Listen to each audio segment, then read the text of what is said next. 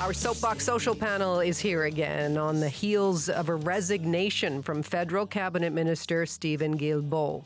In a statement posted on social media, he writes, "Environmental issues must remain front and center. That's why I strongly oppose the Memorandum of Understanding between the federal government and the government of Alberta." Guilbeault goes on to cite concerns about building a new pipeline to the BC coast and lifting the tanker ban on the North Coast. Well, joining us now to share their thoughts is our Soapbox Social panel. Kyla Lee is a Vancouver criminal lawyer for Acumen Law Corporation. She's on Zoom today on a screen across from us in the studio. Kyla, hello there. Hello.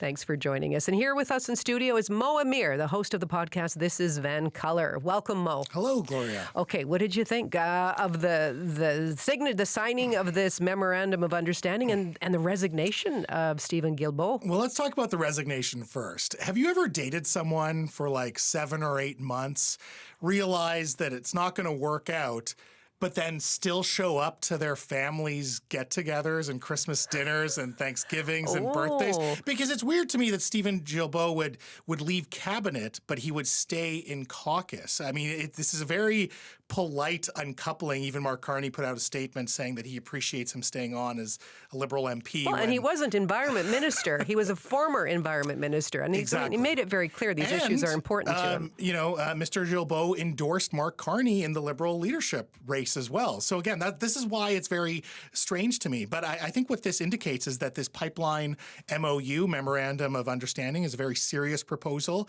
But at the same time, I think Mark Carney has to think about how he manages his own caucus and cabinet. You have, MPs learning about things through the news that certainly would affect them and their ridings. After, of course, that very contentious budget that the Liberals were able to push through. So I don't know. I look at this as maybe a sign of poor management from Prime Minister Carney and something that he'll have to watch for in the future as he continues to deal with contentious issues. Well, Kyla, how do you see it? I mean, Carney's agreement with Danielle Smith, this was supposed to be a political win, part of a nation-building exercise. What do you think it could cost the Liberals? Oh, I think it's going to cost the Liberals a lot of support in British Columbia. We've seen this, for under the Trudeau Liberals, a great relationship between the BC NDP government here and the federal Liberal government, and that's pretty much crumbling before our very eyes.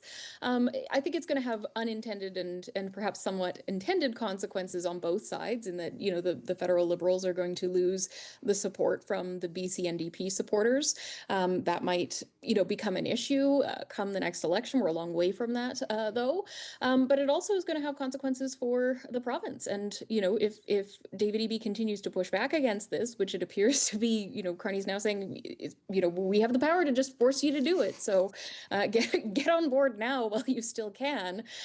I think that, the more he pushes back, the less favors he's going to get from Ottawa going forward. Well, interesting to see, Mo, too, that there's a new poll out today from the Angus Reid Institute that finds 53% of British Columbians, this would be 60% of Canadians overall, but 53% of British Columbians either support or strongly support an oil pipeline from Alberta to the BC coast traveling through northern BC. So with the BC NDP and the Conservative leaders on opposite sides of this, is this a preview, sort of what Kyla was suggesting, a preview of our next provincial election? I haven't dug into those numbers specifically, but I imagine that in urban ridings, like say, Vancouver, where Gregor Robertson is, or someone like Wade Grant is, I feel like those numbers are going to be a lot different. So in a lot of Liberal riding seats, or a lot of Liberal seats, you might see those numbers skew a little bit differently. Certainly in the north, I assume they skew a little bit differently, disproportionate either way. But at the end of the day, BC has very loud and organized environmentalists, has a very loud anti-pipeline sentiment. So even where you have some, let's say a majority of people support the pipeline, the people that don't can make things very difficult and challenging for a lot of these Liberal MPs. And that's something that they're going to have to put up with, is this organized resistance, which I presume will only begin to grow as again, these environmentalists get more organized and really take it to their MPs.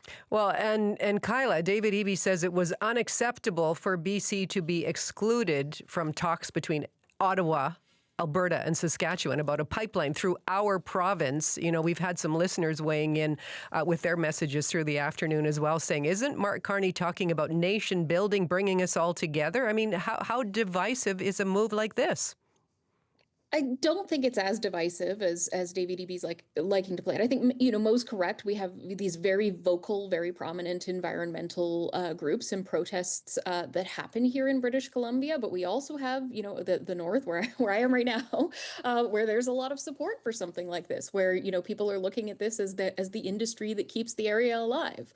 I think at the end of the day, BC wasn't really excluded from the talks. BC refused to participate in the talks. BC knew that this was happening. This has been a discussion we've been having this discussion here for weeks. So if he wanted to be involved, David Eby could have said, "Look, I understand this is going to be a discussion and this is going to be happening. Bring me to the table, and at least I can have my voice involved in whatever concerns."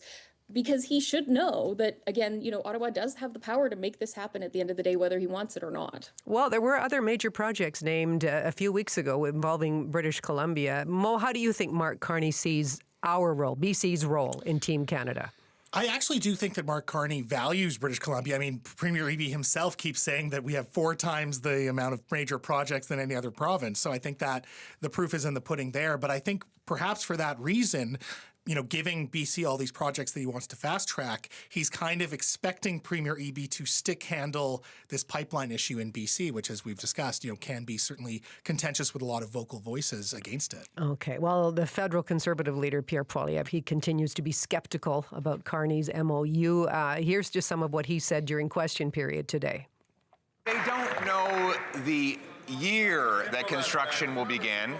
They don't know the decade that construction will begin. And the Environment Minister couldn't even bring herself to utter the word pipeline in her answer to the question. And what today's deal allows a proposal for a pipeline to go to an office in 7 months, which will then be studied for 2 years, after which the Prime Minister will give a pipeline veto to the BC NDP Premier, who's already said he's against. Okay. Kyla, what do you think of Pierre Poilievre's stance here? Is this a real pipeline, or, he describes it as a pipe dream? I mean, I think at this point it is a real pipeline. I don't think that there would be in this much time spent by these leaders to deal with this. And I also think, Mark Carney's doing some strategizing, which he's famous for being a very good strategist. He's looking at a vocal premier who's, a little bit unpredictable. This is a way to get her on side, to keep her in her lane, and to put this project that's going to take a very long time to get off the ground, into the front and center of her concerns, which maybe allows him to get more of what he wants in terms of more potential social positive issues that she would otherwise be opposed to. So I think it is a strategy. I think the pipeline is ultimately going to be built. And I think it's going to be a long way down the road because it is being used as well as a bit of a control tactic. Who are you going to believe? Danielle Smith or Pierre Poilievre?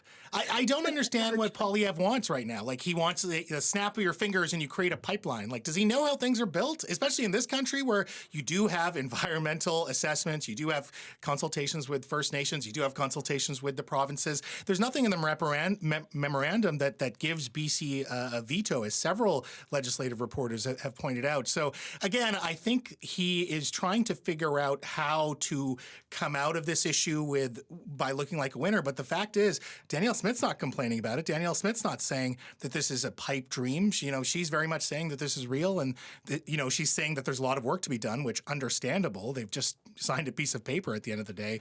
But I think he's got to find a different tact to address this issue, because I think it's happening. It's serious. It's serious. You're right. And we do have more coverage on this in our next hour here this afternoon. But let's move from Ottawa to Vancouver, because other big news that really made some ripples this week was after 30 years, we learned that the Celebration of Light Fireworks Festival has been canceled indefinitely. Now, Vancouver's mayor, Ken Sim, he shared support for the event. He says that City offers $1.6 million in services every year. He's calling on other levels of government. Mo, who or what do you blame for the cancellation of the festival? First of all, Ken Sim just saved $1.5 million towards a budget where he doesn't want to raise property taxes. I mean, this is a win for him, isn't it? No, I mean, who do you blame? You have to blame the province and the federal government at the end of the day. Their funding has either not kept up with inflation or has been cut. I think it will continue to be cut.